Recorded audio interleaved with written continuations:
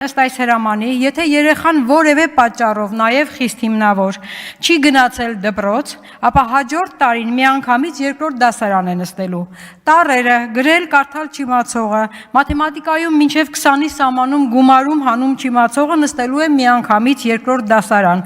որի ծրագրով անցնում են բազմապատման աղյուսակ, երկար տեքստերի վարժ ընթերցանություն, ուղղագրական կանոններ եւ այլն։ Այս ամենը հարցեր են առաջացնում։ Ինչպես է լրացվելու մեկ տարվա բացթողումը, ով է լրացուցիչ օգնելու երեխային երկրորդ դասարանի ծրագրին զուգահեռ, կա արդյոք մշակված ծրագիր, մեթոդաբանություն։ Եթե այդ պարտականությունները դրվելու են դասվարի վրա, ապա վճարվելու է արդյոք դասվարը լրացուցիչ ծանրաբեռնվածության համար, հակառակ պարագայում կապահովի արդյոք անհրաժեշտ որակ։ Արդյունքում ունենալու ենք կրթությունից հիասթափված երեխաներ, զրո մոտիվացիա սովորելու նկատմամբ, վատ սովորողի պիտակ, ծնողի համար ֆինանսական մեծ ծախս լրացուցիչ մասնագետի մոտ պարապելու համար։ Ուսումնասիրվել են արդյոք աշակերտների ուշ տարիքում դպրոց հաճախելու պատճառները, ինչ ռիսկեր կարող է առաջացնել այս հրամանի կիրարկումը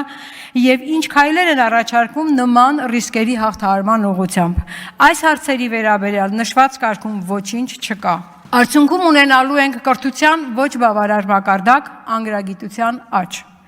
Թե հենց սա է հրամանի նպատակը, չէ՞ որ չկրթված մարդուն ավելի հեշտ է կառավարել։